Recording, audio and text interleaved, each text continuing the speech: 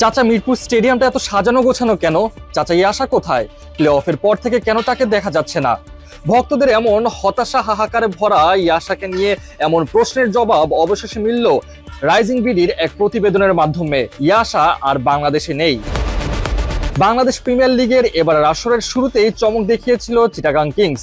Model ও উপস্থাপিকা ইয়াশা সাগরকে নিয়ে আসায় বাড়তি উন্মাদনা তৈরি হয়েছিল দর্শকদের মাঝে।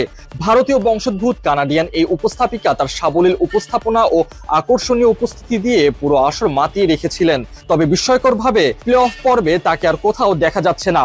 হঠাৎ তার অনুপস্থিতি নিয়ে কৌতূহল তৈরি হয়েছিল ক্রিকেট প্রেমীদের মাঝে।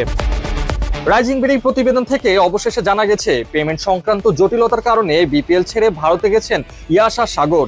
তার চুক্তির অর্থ পরিশোধ নিয়ে ফ্রাঞ্চাইজি কর্তৃপক্ষের সঙ্গে মতবিরোধ সৃষ্টি হয়, যার ফলে তিনি বিপিএল থেকে সরে দাঁড়ান।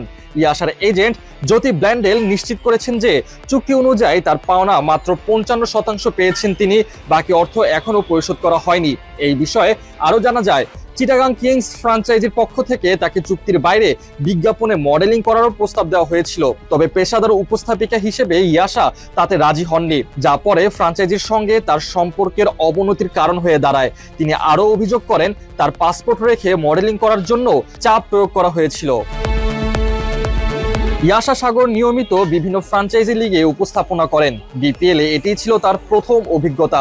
তবে শেষ পর্যন্ত তিক্ত অভিজ্ঞতা নিয়েই ফিরে যেতে হলো তাকে। এর আগে কানাডার গ্লোবাল টি20 টুর্নামেন্টের উপস্থাপনা করে বেশ পরিচিতি পেয়েছিলেন তিনি। তবে এটি প্রথমবার নয়। চিটাগাং কিংস আগেও পেমেন্ট সংক্রান্ত বিতর্কের মুখে পড়েছে এ আসরে। পাকিস্তানের সাবেক তারকা ক্রিকেটার শহীদ আফ্রিদির পাওনা পরিশোধ করা হয়নি বলেও বিভিন্ন গণমাধ্যমে এসেছিল।